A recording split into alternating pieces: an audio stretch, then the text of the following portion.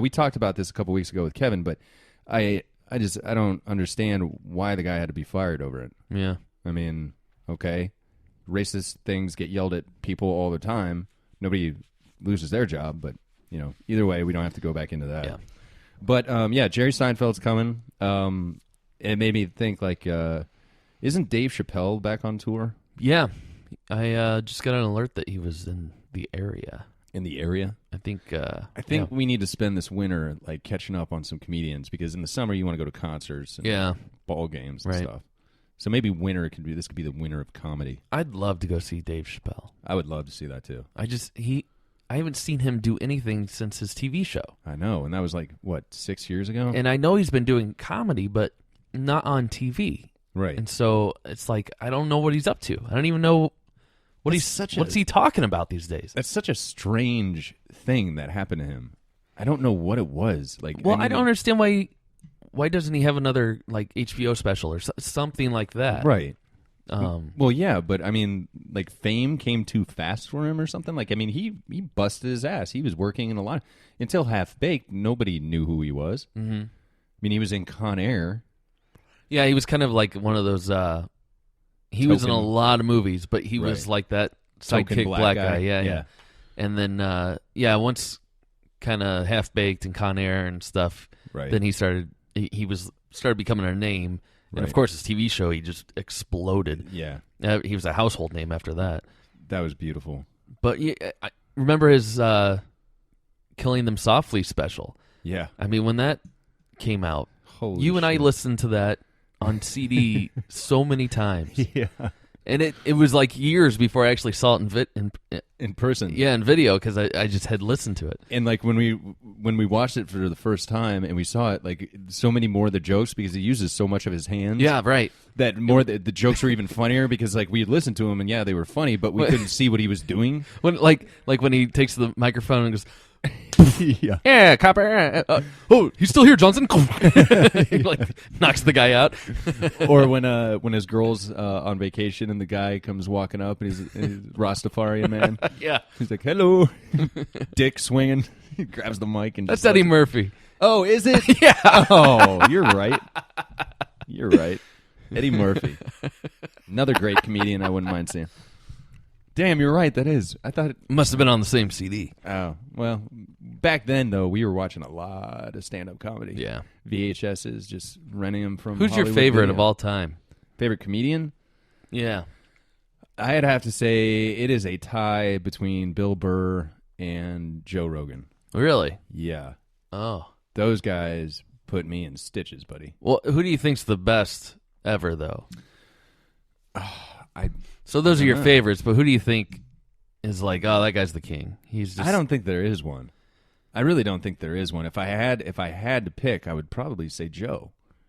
Joe Rogan? Joe Rogan. Wow. I would probably have to say Joe Rogan. I guess if I had to pick between him and Bill, it would have to be Joe Rogan. But I've never really gone back and listened to Kinnison. I'm not really into Stanhope. I mean, he can be funny, but most of the time it's just him berating himself, which is I can take. Yeah. I can take some of that. Yeah. But I can't take an hour and 15 minutes of it. He's good. Don't get me wrong, but well, you must have loved that season of the Man Show then. Oh, I didn't even Stanhope and Rogan. No, I didn't even watch that. You didn't see that? Yeah, they took over when Adam and the other guys Jimmy left. Yeah. Oh, I did not know that. Yeah, it didn't go too well for him. I mean, you can't take a show that's that popular, or this thing, niche-y. And it was created by and written starring those other two guys, right? And then you take other two people and put them in there, it just doesn't work. Yeah, they should have called it something else, but well, I don't know. Joe does not make television work. He looks too much like a monkey. Back then he was skinny. Now he's this gigantic guy. Yeah, but I mean, even news radio, he was probably one of the weakest characters. Or actors, I guess I should say, on that set. Yeah, I'm not sure how he got that job. I mean, I've heard him talk about it, and he says that he auditioned for it. He came out, he used to live in Boston, and he moved out to Los Angeles. He auditioned for it, and they didn't give him the job, that there was somebody else in front of him. And then that person either quit or got sick, I can't remember, and they ended up offering it to him. So, yeah, just stroke of luck, really. And then after that, then came Fear Factor. Then he did Fear Factor, which is weird. His whole that changed his whole entire platform. Because then he became a host. He wasn't even halfway funny on Fear. He was just a straight up host. Yeah, he was just like, "Well, are you going to eat it or not?" Yep. All right, there's the door. Get out. Testicles, yeah. And it was like, why did they hire him for that? Because he's a comedian. Maybe they should have encouraged him to be funny. Right. I know.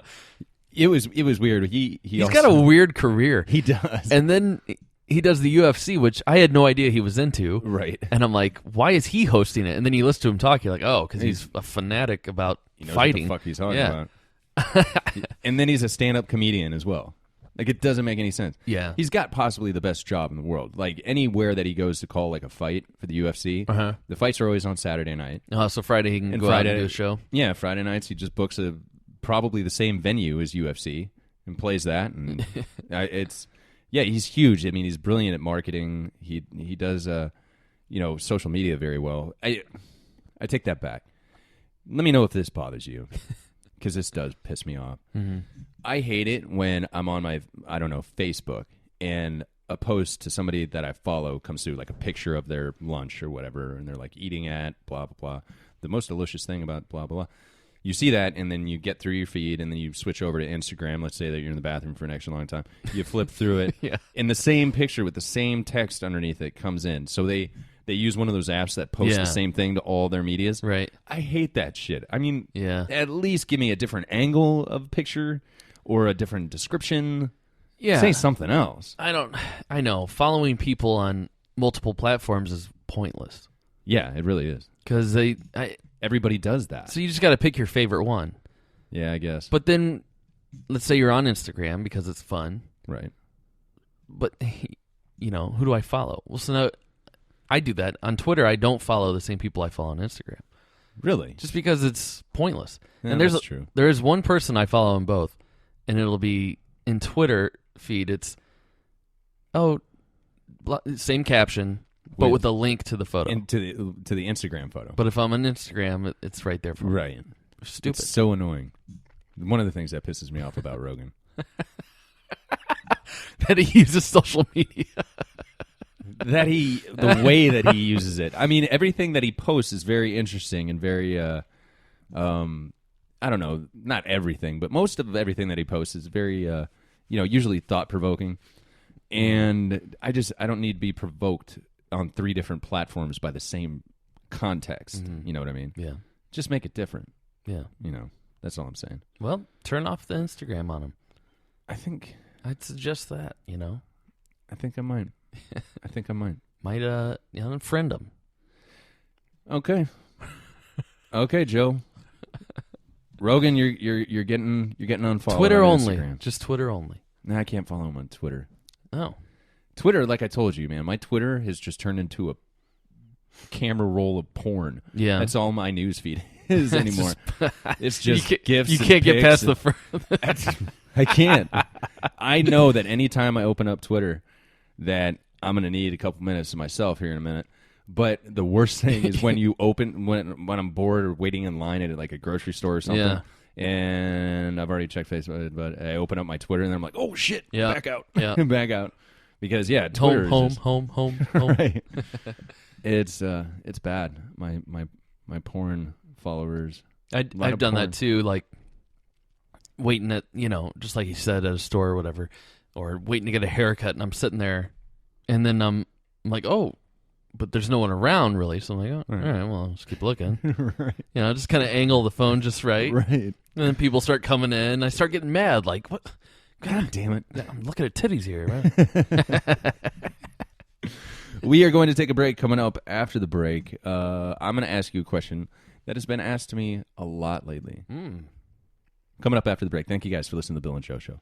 You're listening to the Bill and Joe Show. Okay, film lovers, I've got a Kickstarter. You got to go to Kickstarter.com and look for Bon Voyage. It's a short film that's in pre-production right now.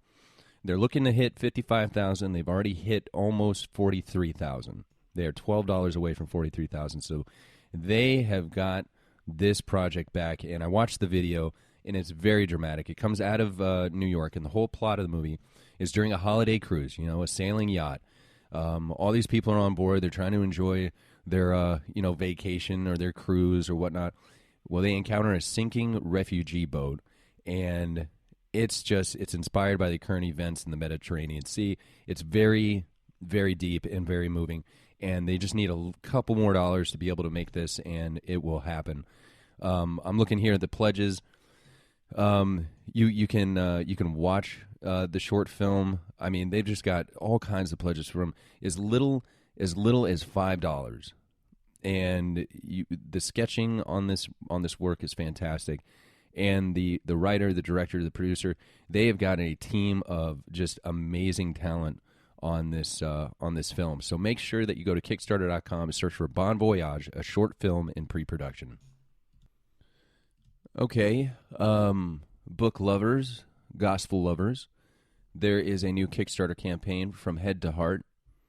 It is by Sean Petrie, and the past 3 years, he has been writing this book about the process of learning to believe that we are loved, and he wants to get the book published. 43,000-word manuscript.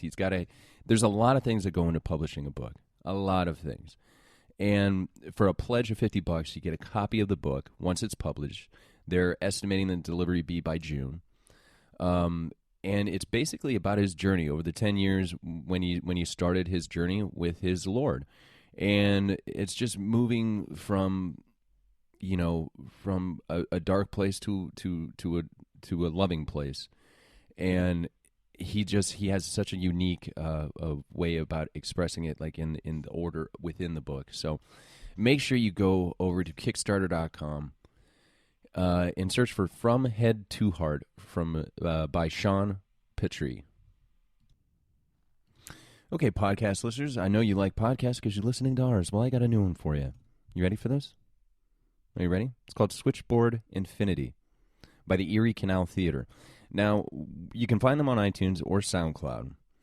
And they use improv to write a new show from scratch every week and then dive into sound design. Now, anybody who listens to our show, I'm sorry, Joe.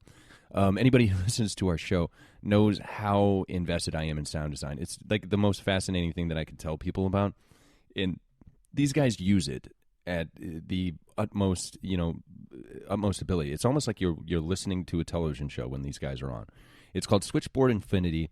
The guys, it's a great concept. It's a great show. They're just trying to look for listeners. So if for nothing else, just go to SoundCloud, go to iTunes, take a listen to one of their episodes. If you like it, subscribe to it, and I'm sure that you will. FontDaddy.com. This is the place to go to look at all the different kinds of fonts that you can use for your desktop.